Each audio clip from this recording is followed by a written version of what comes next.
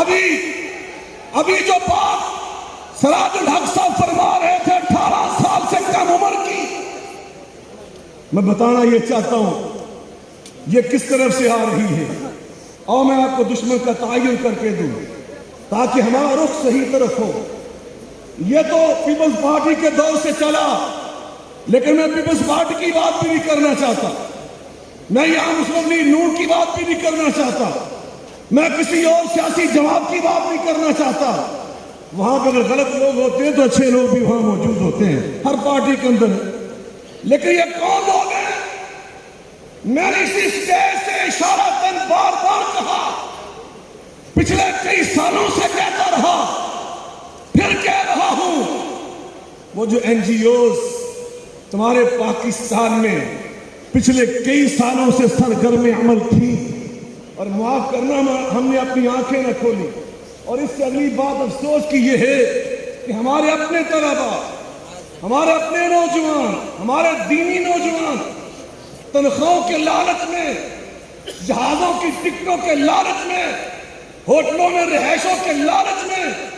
وہ خود اس کا جا کر کہیں غلطی سے لاشعوری طور پر حصہ بنتے رہے۔ کسی نہ کسی انداز سے اتنی این جی اوز اس پاکستان میں آئیں کہ آج اس کا رزلٹ یہ ہے، یہ جو 18 سال کی عمر والا مسئلہ، یہ بھی انہی این جی اوز میں سے ایک این جی اوز کا کیا دھرا ہے۔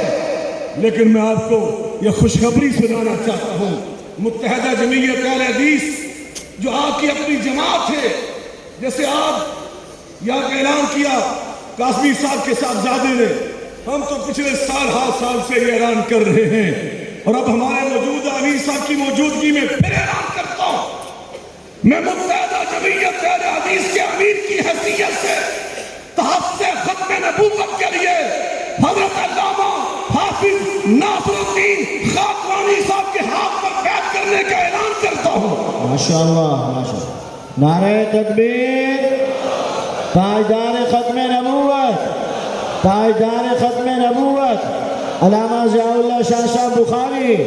نعرہ تکبیر۔ میں نے اس اسٹیج پہ 2 باتیں کہی تھی، آپ کو یاد ہوں گی۔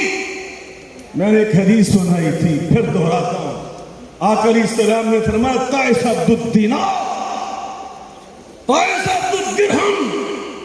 تعس عبد الخمیسہ، تعس عبد الخمیلہ۔ اور ترجمہ علامہ اقبال کی زبان میں یوں کیا تھا، اے طائر لاہوتی، اس رزق سے موت اچھی جس رزق سے آتی اور پرواز میں کوتاہی۔ اللہ کے گھر میں کھڑا ہوں، اللہ کی قسم اٹھا کر کہتا ہوں، یہ بہت سارے لوگ میرے پاس بھی کئی بار آئے اور ہمیں بھی یہ باتیں پیش کرنے کی بڑی کوشش کی۔ حلفاً کہتا ہوں، میں نے ان سے کہا، مجھے میرے رب نے، جیسے پنجابی میں ہم کہتے ہیں، میں نے اسی طرح کہا، میں نے اشارہ کر کے کہا، میں نے کہا اللہ نے مجھے ایتھوں تک رجایا ہے، نہ میں نے تھوڑی تنخواہ دی لوڑ، نہ تھوڑے وظیفیاں دی لوڑ، نہ تمہاری ٹکٹوں کی ضرورت ہے، نہ تمہارے ہوٹلوں میں رہنے کی ضرورت ہے۔ ہم نے یہ اللہ سے عہد کیا ہوا ہے، جب تک زندہ رہیں گے میری زندگی کا مقصد تیرے دین کی سرفرازی، میں اسی لیے مسلمان، میں اسی لیے نماز۔ ماشاءاللہ۔